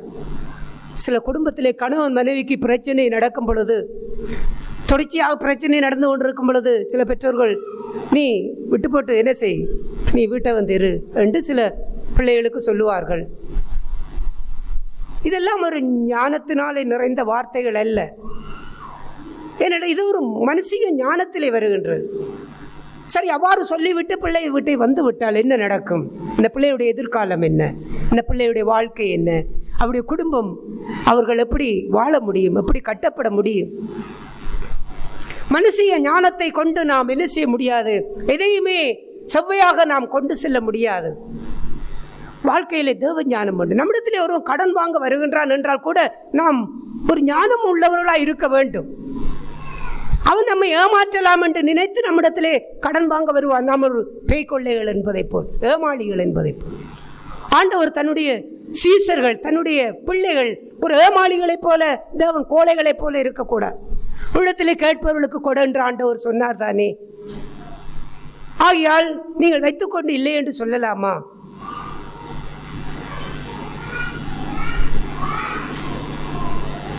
இவ்வாறான காரியம் வரும்பொழுது ஆண்டவர் இயேசு அவ்வாறான சூழ்நிலைகளிலே கூட ஒரு காரியத்தை சொல்லுகின்றார். முதலாவது பிள்ளைகள் திருப்தி அடையட்டும் என்று அவர் அந்த கானானிய ஸ்திரீக்கு ஆண்டவர் சொன்னார், பிள்ளைகளுடைய அப்பத்தை எடுத்து நாய்க்குட்டிகளுக்கு போடுகிறது நல்லதல்ல என்றார். அவளை நாய் என்று நேற்று சொல்லவில்லை, முதலாவது பிள்ளைகள் திருப்தி அடையட்டும். அப்பொழுது அவள் சொல்லுகிறார், மீதியானதை மேய்ச்சலிருந்து விழுகின்ற அந்த துணிக்கைகளை கூட நாய் சாப்பிடுமே. அவளுடைய விசுவாசத்தை கண்டு ஆண்டவர் மெச்சி கொண்டார். அது வேற காரியங்களிலே நாம் அதை சிந்தித்து கொண்டு போக முடியும். ஆனால் நாம் தேவன் உன்னுடைய கேட்பவர்களுக்கு கொடு என்றால், அங்கே ஒருபோதும் உங்களுடைய பிள்ளைகளுக்கு சாப்பாட்டை கொள்ள உங்கள் பிள்ளைகளுடைய செலவுக்கு வைத்திருக்கிறதை நீங்கள் தூக்கி கொடுத்து விட்டு உங்களுடைய பிள்ளைகளை பட்டினியாகவும் உங்களுடைய பிள்ளைகளுடைய தேவைகள் சந்திக்கப்படாமலும் உங்களுடைய பிள்ளைகளுக்கு ஒரு பாதிப்பு உண்டாகக்கூடிய அளவுக்கும் ஆண்டவர் அவ்வாறு என்ன செய்கிறதில்லை, அவ்வாறெல்லாம் சொல்லுகிறதில்லை. ஆதலால் அப்படிப்பட்ட காரியங்களிலே கூட தேவ ஞானத்தை பெற்று நாம் அங்கே ஒரு கடனை கொடுப்பதாக இருந்தாலும் அதை கவனமாக நிதானிக்க வேண்டும். அவன் நம்மிடத்திலே 5000 ரூபா கேட்கிறார் என்றால் அவன் திரும்ப கொடுப்பானா என்கின்றதை முதலாவது நிதானிக்க வேண்டும். நிதானித்து அவனுக்கு 5000 ரூபா கொடுக்க முடியாது என்று நாம் தீர்மானித்தால் நாம் எவ்வளவு கொடுக்க முடியும் என்கின்றதை அந்த ஞானம் நமக்கு போதிக்கின்றதோ, அந்த ஒரு 2000 ரூபா தருகிறேன் என்று சொல்லி அதை கொடுத்தால் அது அவன் திரும்ப கொடுக்காவிட்டாலும் பரவாயில்லை, அதனாலே அது என்னை என்ன செய்யாது, பாதிக்காது என்று அதை என்ன செய்ய வேண்டும், அதை கொடுக்க வேண்டும். அது ஞானம். அப்படி இல்லாமல் நம்மிடத்தில் இருப்பதை தூக்கி கொடுத்து விட்டு அந்த நேரத்துக்கு, அந்த தேவைக்கு, அந்த சந்தர்ப்பத்துக்கு அவன் என்ன செய்யவில்லை, கொடுக்கவில்லை. இப்பொழுது நாம் என்ன செய்கின்றோம், அவளுடைய சண்டை பிரச்சனைப்படுகின்றோம், வாக்குவாதப்படுகின்றோம், கோபப்பட்டு பேசுகின்றோம், அவனை திட்டுகின்றோம். என்ன நடக்கின்றது? ஞானம் இல்லாமல் நாம் நடந்தபடியினாலே நம்முடைய சமாதானத்தை இழக்கின்றோம், சந்தோஷத்தை இழக்கின்றோம், நமக்கு தேவையில்லாத ஒரு கஷ்டத்தை உருவாக்குகின்றோம். ஆதலால் சுயநலமாய் நாம் வாழ வேண்டும் என்று சொல்லவில்லை. நாம் நம்முடைய வாழ்க்கை, நம்முடைய குடும்பம் என்று சுயநலத்தை நான் பேசவில்லை. நாம் கொடுக்க வேண்டும், ஆனால் ஞானம் உள்ளவர்களாக இருந்து நாம் செய்ய வேண்டும். ஞானம் இல்லாமல் நடந்து கொள்ளக்கூடாது. நம்ம ஏமாற்றலாம் என்று தெரிந்து நம்மிடத்திலே வருபவர்கள் அநேகர் இருக்கின்றார்கள். என்னிடத்திலே அநேகர் அவ்வாறு வந்திருக்கின்றார்கள். எல்லாரையும் நான் நம்பவில்லை, எல்லாருக்கும் நான் அதை செய்யவில்லை. காரணம் என்னென்றால், தேவன் நமக்கு அவ்வாறான ஒவ்வொரு சூழ்நிலைகளிலே கர்த்தர் ஞானத்தை நமக்கு கொடுக்கின்றார். அதனாலே தான் ஒரு கணவன் மனைவி உறவை நல்ல ஒரு உறவாக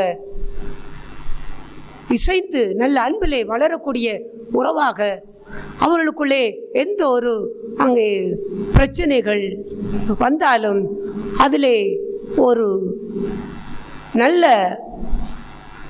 சுமூகமான ஒரு வாழ்க்கையை கட்டி எழுப்பக்கூடிய வாழ்க்கை தேவ ஞானத்தை பெற வேண்டும். அந்த நேரங்களிலே ஆண்டவரே, இந்த காரியங்களிலே, இந்த பிரச்சனையிலே நான் எப்படி இதை அணுக வேண்டும், இதை எப்படி நான் செய்ய வேண்டும் என்று அந்த ஞானத்தை நாம் பெற்றுக்கொள்ள வேண்டும். பிள்ளைகளை வளர்க்கின்ற காரியங்களிலே கூட ஞானத்தை பெற்றுக்கொள்ள வேண்டும். இந்த பிள்ளைகளை கண்டிக்கக்கூடிய காரியம் வரும் பொழுது, இந்த பிள்ளைகளை புத்தி சொல்லக்கூடிய காரியம் வரும் பொழுது, ஆண்டவரே இதை நான் எப்படி செய்ய வேண்டும், இதை எப்படி நான் கண்டிக்க வேண்டும், நம்முடைய ஞானத்தை தாரும். இந்த ஞானத்தை பெற்றுக்கொள்ள வேண்டும். நாம் அடுத்த வாக்கிலே எதையுமே செய்துவிடக்கூடாது. அது ஓவர் ஸ்பீட், அது நமக்கு ஆபத்தை கொண்டு வரும், விளைவை கொண்டு வரும். ஆகையால் நாம் மிக ஒரு ஸ்லோவான மனுஷர்களாக வாழ வேண்டும். மெதுவான வேகம், அந்த மெதுவான வேகம் அவருடைய வழிகளில் எல்லாம் நன்றாக நிதானிப்பார்கள். ஏனென்றால் இந்த ஞானம் என்பது ஒரு காரியத்தை தூரத்திலே வைத்து இதற்கு பின்பாக வரக்கூடிய விளைவு என்ன என்பதை அந்த ஞானம் அவனுக்கு போதிக்கும். அதுதான் தேவ ஞானம். மனுஷ ஞானம் அவ்வாறு போதிக்காது, தேவ ஞானம் போதிக்கும். இதற்கு பின்பாக என்ன வரும், ஆகையால் இதை நீ செய்யணுமா செய்யக்கூடாதா என்பதை அழகாக போதிக்கும் பொழுது அவன் ஆயத்தமாகி விடுகின்றான். ஏனென்றால் தன்னுடைய வாழ்க்கையை சரியாக நிதானிக்க ஆயத்தமாகி விடுகின்றான். அதனால் எந்த காரியத்தையும் செவ்வையாய் செய்வதற்கு ஞானமே முக்கியம். அப்போஸ்தலனாகிய யாக்கோபு அவர் தன்னுடைய நிருபத்தில் எழுதும்போது இவ்வாறு சொல்லுகின்றார். யாக்கோபு எழுதின நிருபம் 1ஆம் அதிகாரம் 5வது வசனத்தை வாசிப்போம். உங்களில் ஒருவன் ஞானத்தில் குறைவுள்ளவனாய் இருந்தால் யாவருக்கும் சம்பூர்ணமாய் கொடுக்கிறவரும் ஒருவரையும் கடிந்து கொள்ளாதவருமாகிய தேவனிடத்தில் கேட்க கடவன், அப்பொழுது அவனுக்கு கொடுக்கப்படும். இங்கே பார்க்கணும், உங்களில் ஒருவன் ஞானத்திலே குறைவுள்ளவனாய் இருந்தால் தேவனிடத்திலே கேளுங்கள். சம்பூர்ணமாய் கொடுக்கின்றவர், ஒருவரையும் கடிந்து கொள்ளாதவர். ஆண்டவரே, எனக்கு ஞானம் இல்லை, நான் ஞானம் இல்லாமல் பேசிவிட்டேன், நான் ஞானம் இல்லாமல் நடந்து கொண்டு விட்டேன், நான் ஞானம் இல்லாமல் முடிவெடுத்து விட்டேன், நான் ஞானம் இல்லாமல் இவ்வாறு செயல்பட்டு விட்டேன், நான் ஞானம் இல்லாமல் இவ்வாறான ஒரு காரியத்துக்குள்ளே இறங்கி விட்டேன். ஆண்டவரே உம்முடைய என்னை மன்னித்து உம்முடைய ஞானத்தை தாரும். எனக்கு ஞானம் இல்லை ஆண்டவரே. என்னுடைய பிள்ளைகளை வளர்க்க எனக்கு ஞானம் இல்லை. குடும்பத்தை நடத்துவதற்கு எனக்கு ஞானம் இல்லை. என்னுடைய காரியங்களை தீர்மானம் எடுப்பதற்கும் சரியான வழிகளை ஆராய்ந்து திட்டம் போடுவதற்கும் சரியான காரியங்களை நிதானிப்பதற்கும் எனக்கு ஞானம் இல்லை.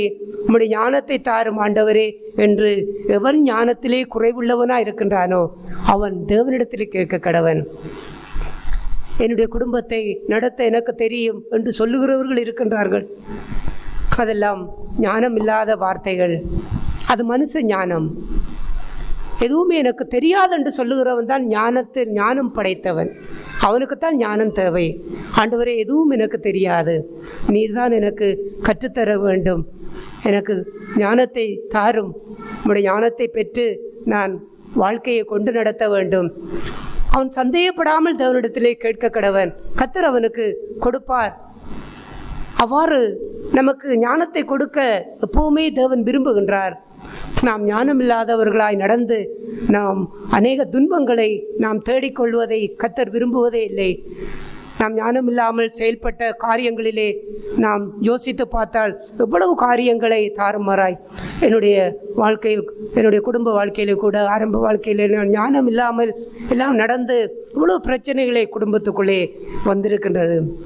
அதெல்லாம் நானாக ஞானம் இல்லாமல் நடந்த கொண்ட காரியங்கள். அவ்வாறு ஒவ்வொரு காரியங்களிலும் ஒவ்வொரு சூழ்நிலைகளிலும் நான் ஞானம் இல்லாமல் செயல்பட்ட, பேசின, எடுத்த ஒவ்வொரு காரியங்கள், முடிவுகள், அவைகளெல்லாம் பின்னுக்கு எவ்வளவு அது சேதத்தை உண்டு பண்ணி இருந்தது. அந்த காரியங்களில் எல்லாம் கர்த்தருக்கு ஸ்தோத்திரம், அவருக்கு மகிமை உண்டாவதாக.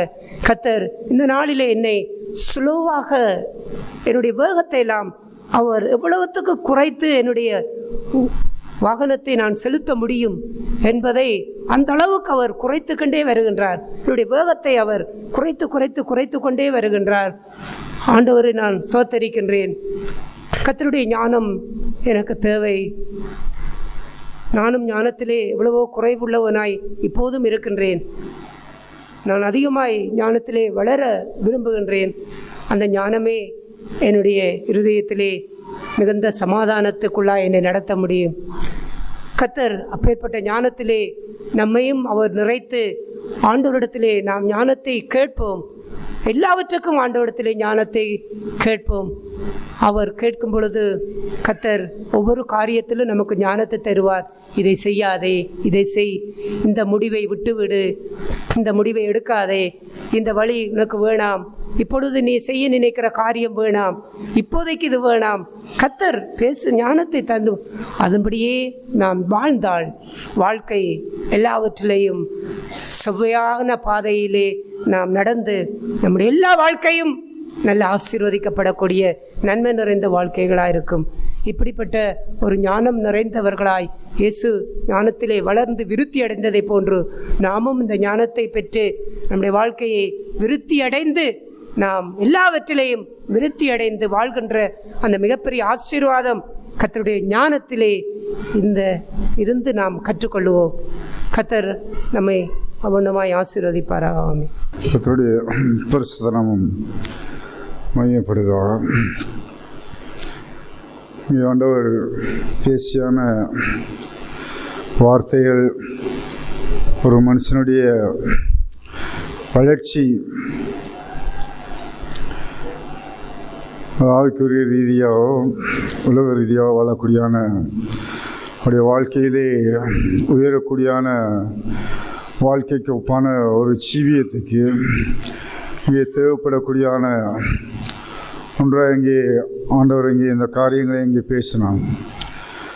அங்கே இந்த வார்த்தையை நான் முழுவதுமாய் அதை நான் 100% முழுவதுமாய் அதை விசுவாசிக்கிறேன். கடந்த நாட்களிலே என்னுடைய காரியங்களை நான் அவதிப்பட்டு அதை வேகமாய் அங்கே செயல்படக்கூடிய சூழ்நிலைக்குள்ளே அங்கே நான் கொண்டு செலுத்தப்படும் போது தேவ காரியங்கள் ஒன்று அங்கே இருக்கிறது. அங்கே இந்த காரியங்களை அப்படியே வைத்துவிட்டு அங்கே இந்த காரியங்களில் ஈடுபடக்கூடியான நிலையிலே போய்கொண்டிருக்கும் போது அங்கே பரிசுத்த ஆவியானவர் அங்கே பேசக்கூடிய காரியங்கள் எல்லாம் அதை அப்படியே போட்டுவிடும். அதனாலே என்னத்தை நீ இங்கே கட்ட போகிறாய், இதை நீ செய்ய போகிறாய், இதை இங்கே சம்பாதிக்க, இந்த கோட்டையை இங்கே செய்ய போகிறாய், கட்ட போகிறாய், அதை அப்படியே போட்டு விடு. முதலாவது ஏதோ அதை என்ன செய், அங்கே செய், அதில் இளைப்பாறுதலும் சமாதானம் உண்டு என்றான இந்த காரியங்களிலே உண்மையிலேயே அதிலே சொல்ல முடியாத ஒரு சந்தோஷத்தையும் சமாதானத்தையும் அங்கே அடையக்கூடியான காரியம். ஞானமாய் அங்கே செயல்படக்கூடியான காரியங்கள், அங்கே ஆண்டவர் பேசக்கூடிய காரியங்கள் எல்லாம் அங்கே இந்த பிரசங்கிலே அங்கே சலமராஜா சொன்னவர் அங்கே ஒரு குறைந்த ஜனமுள்ள ஒரு பட்டணம் அங்கே இருந்தது. அதை முற்றுகை போடும்படி அங்கே பெரிய ராஜா கொத்தளம் கட்டி கொண்டு அங்கே வந்தான். அப்பொழுது அந்த குறைந்த பட்டணத்தில் உள்ள அந்த ராஜா அவன் ஞானமாய் அங்கே செயல்பட்டு அந்த பட்டணத்தை அங்கே மீட்டு கொண்டான் என்ற வார்த்தைக்கு ஒப்பான அந்த ஜீவிய முழுவதுக்கும் அங்கே இந்த உலக காரியங்களுக்கும் சரி, என்னுடைய ஆவிக்கிற ஜீவத்துக்குள்ளும் அங்கே அது அடங்கி இருக்கக்கூடியான ஒத்துமொட்டமான தேவ சமாதானம் நிறைந்த அந்த வாழ்க்கை. அதைத்தான் அங்கே ஆண்டவர் பேசிய அந்த வார்த்தை.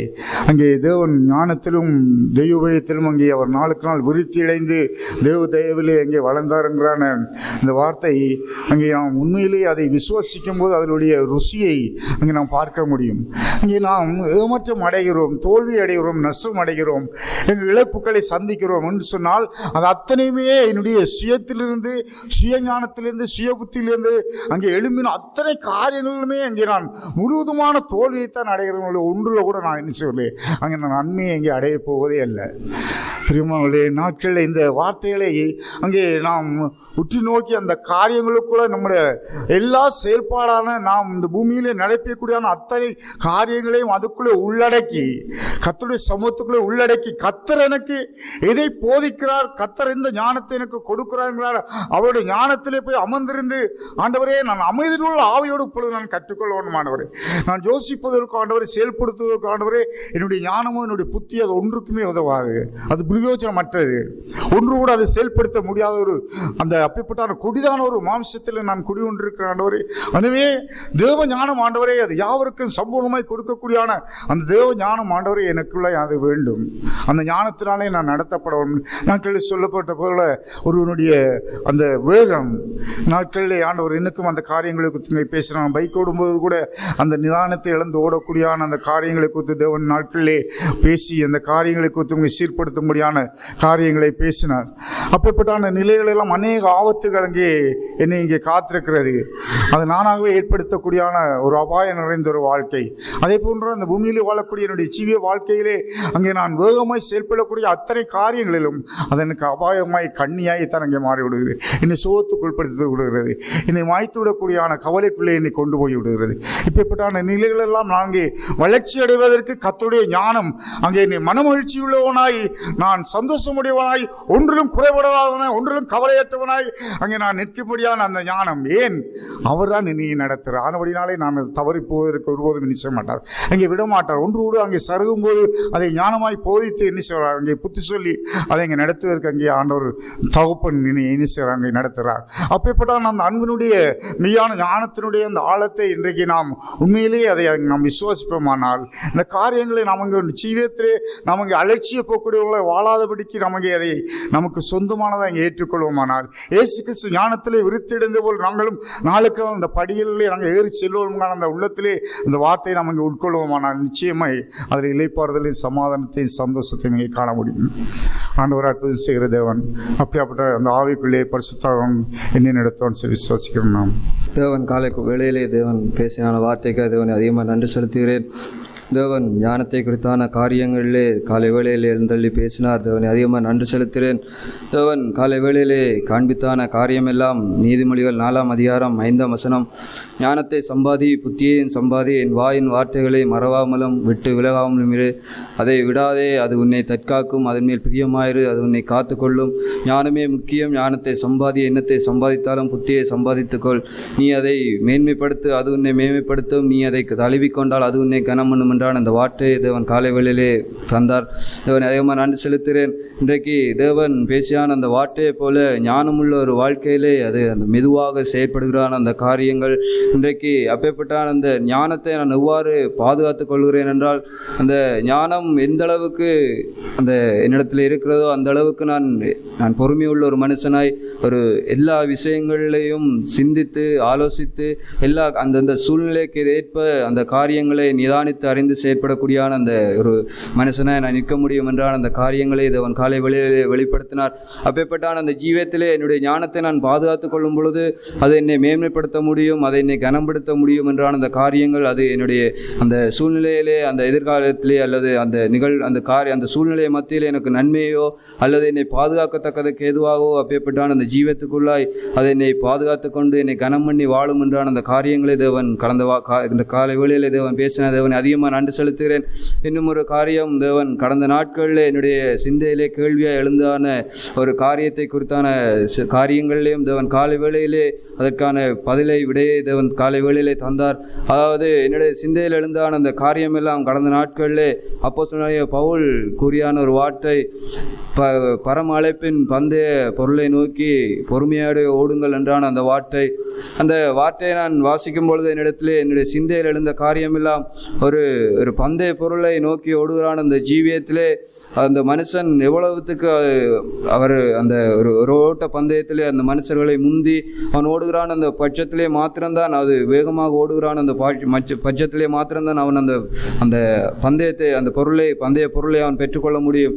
ஆனால் இங்கே பவுலப்போஸ்தலர் பொறுமையாய் ஓடுங்கள் என்று சொல்கிறான். அந்த வார்த்தையை குறித்து நான் கடந்த நாட்களிலே அதை நான் குறித்தான காரியங்களிலே நான் அநேக கேள்விகளை எனக்குள்ளே எழுப்பி கொண்டுதான் அந்த காரியங்கள் கடந்த காலை வேளையிலே தேவன் இந்த வார்த்தையை என்னுடைய இதயத்தில் நினைவுபடுத்தி ஞானமுள்ள ஒரு மனுஷனைத்தான் பவுலப்போஸ்தலர் அவர் பரம அழைப்பின் பந்தய பொருளை நோக்கி ஓடுங்கள் என்றான் அந்த வார்த்தையை பயன்படுத்துகிறார் என்றான் அந்த காரியங்களை தேவன் காலை வேளையிலே வெளிப்படுத்தினார். தேவனை அதிகமாக நன்றி செலுத்துகிறேன். என்னுடைய ஜீவியத்திலும் இன்றைக்கு அந்த பொறுமை நிறைந்த வாழ்க்கை, அதாவது அந்த ஞானமுள்ள ஒரு வாழ்க்கை என்னிடத்திலே அது மேலும் மேலும் அது வலுப்பட தேவனோடு கொண்டான அந்த உறவிலையும் தேவ ஞானம் என்னிடத்திலே அது நிரம்பி வழிந்து தேவன் எவ்வாறு அவர் ஞானத்திலே வளர்ந்தாரோ அதே போல அந்த ஜீவியத்திலே நானும் வளர முடியும் என்றான அந்த காரியங்களை தேவன் காலை வேளையிலே வெளிப்படுத்தினார். தேவனை அதிகமாக நன்றி செலுத்துகிறேன். வருகிற நாட்களிலும் எல்லா சூழ்நிலையிலும் என்னுடைய ஞானத்தை நான் பாதுகாத்து கொண்டவனாய் தேவனிடத்திலே ஞானம் எப்போதெல்லாம் குறைபடுகிறதோ அப்பொழுதெல்லாம் அவர் எனக்கு தருகிறான் அந்த தேவனை நோக்கி பார்த்து எப்பொழுதும் அந்த ஞானத்திலே நானும் எப்பொழுதும் அந்த ஞானத்தினால் நிரப்பப்பட்டவனாய் அவருக்குள்ளாக வளர தேவன் வருகிற நாட்களில் என்னை நடத்துவார் என்றான் அந்த நம்பிக்கையை விசுவாசம் கொண்டவனாய் நிற்கிறேன். வருகிற நாட்களில் இப்பேற்பட்டான அந்த ஜீவத்துக்குள்ளே என்னை நடத்துவாராக. தேவன் சோதரித்த வார்த்தைக்காய் தேவனை அதிகமாக சோதரிக்கின்றேன்.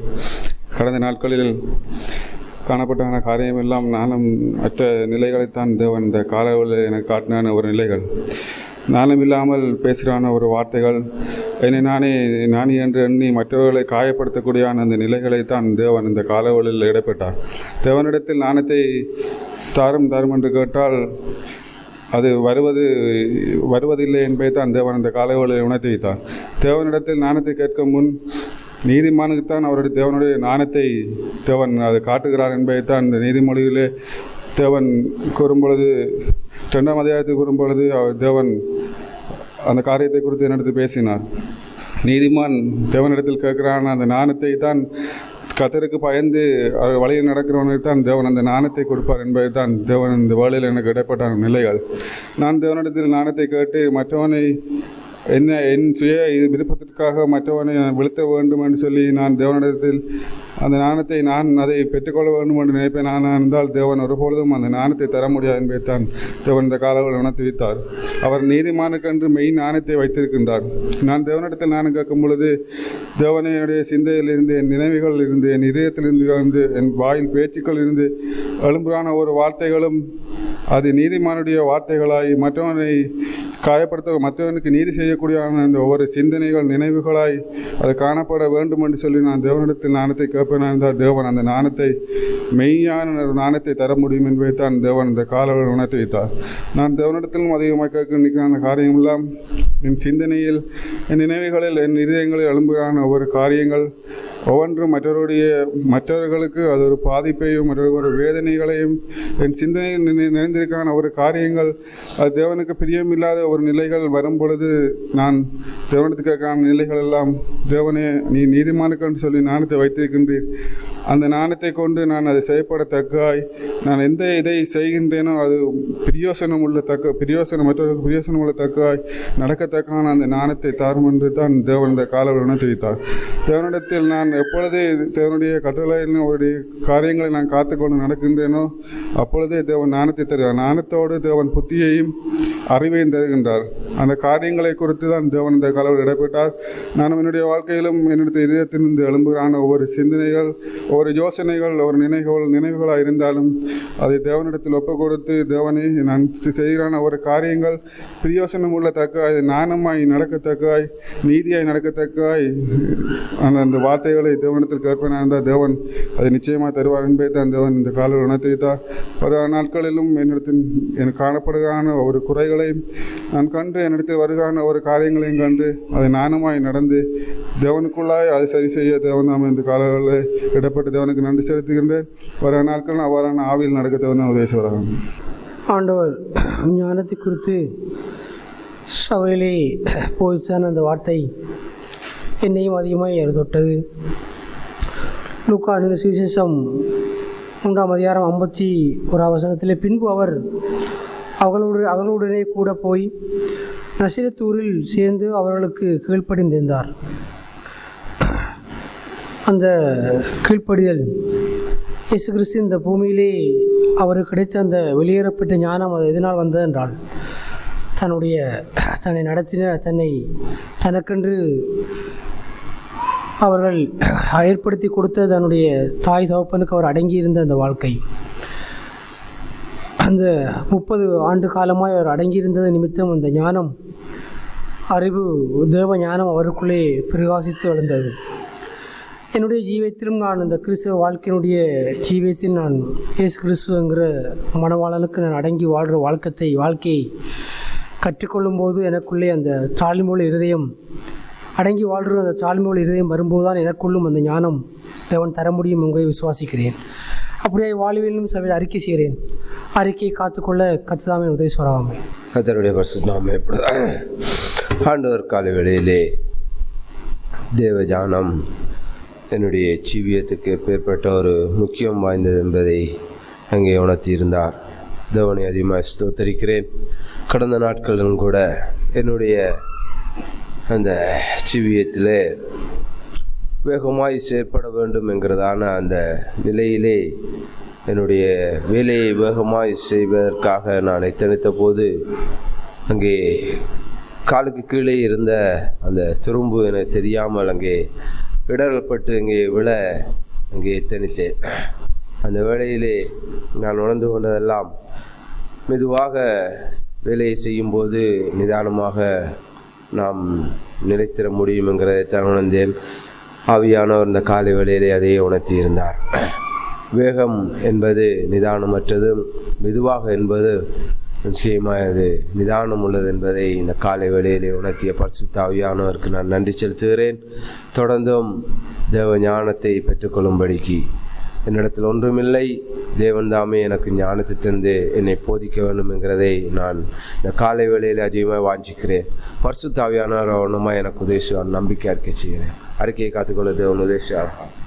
ஆவியானவர் இந்த காலை வேளையிலுமாய் பேசின வார்த்தைக்கு அதிகமாக நன்றி செலுத்துகிறேன்.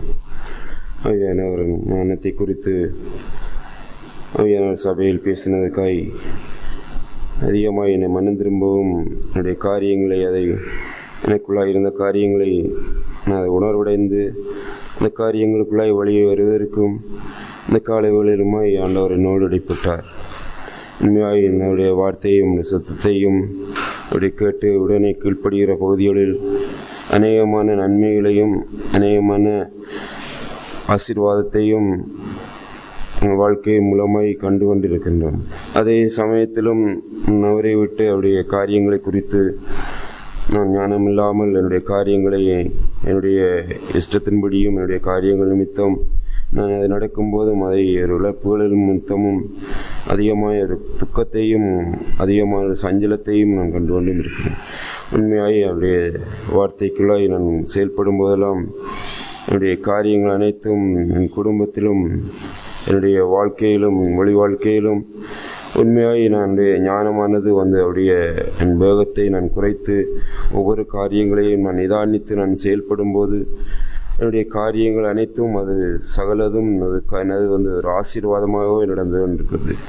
என்னுடைய காரியங்கள் எடுத்தோம் கழுத்தோம் என்று என்னுடைய காரியங்களை உடனேக்குடன் ஒரு கட்டுப்பாடு இல்லாமல் என் வாழ்க்கையை நான் நடத்தி செல்லும் போது அதெல்லாம் தாறுமாறாய் ஒரு பின்மாற்றத்திற்குள்ளாகி போய் நான் அதிகமாய் அந்த நாட்களையும் நான் அதிகமாய் என் வாழ்க்கையில் கண்டு நான் அதை துக்கப்பட்டு நான் அதிகமாய் சஞ்சலித்து வாழ்ந்த நாட்களும் உண்மையாக இந்த வேகத்தை நான் குறைத்து என் வாழ்க்கையை நிதானித்து ஒவ்வொரு காரியங்களையும் நான் சரியாய் நான் என் வாழ்க்கையில் நடக்கிறேனா, இது நான் போவது சரியா, இதை செய்வது சரியா, இதை பேசுவது சரியாய் என்பதை நான் அதிகமாக நிதானித்து நான் ஒரு பொறுமையாக இருந்து நான் செயல்படும் போது என்னுடைய வாழ்க்கை அதிகமாக ஒரு ஆசீர்வாதத்துக்குள்ளாய் கடந்து செல்லும் என்பதை நான் அதிகமாய் கண்டு கொண்டேன்.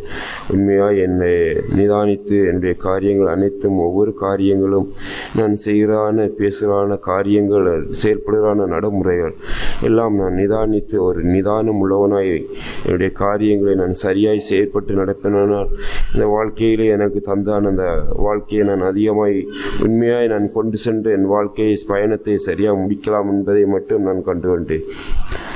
எந்த காலத்திலும் அவசரப்பட்டு என்னுடைய வாழ்க்கையை பாழாக்கி என் வாழ்க்கை முழுவதுமே நாசமாய் போய்விடாதபடி எப்போதுமே நான் காரியங்கள் அனைத்தையும் நிதானமாக இருந்து உண்மையாய் அவருடைய சத்தத்தை கேட்டு நான் சொல்லுகிறதை மட்டும் கேட்டு அதன் பிரகாரம் வாழத்தக்கதாகவே நான் வாழ வாஞ்சிக்கிறேன். உண்மையாய் மனம் திரும்பி தேவனுக்கு முன்பாய் தாழ்மைப்பட்டு அவருடைய தாழ்மையிலே தரித்திருந்து அவர் அன்பில் நிலைத்திருந்து அவருடைய கிருபைக்குள்ளாய் வாழ்வேன் சபையில் அறிக்கையிடுகிறேன். அறிக்கையை காத்துக்கொள்ள ஆவியான உதவி செய்கிறான்.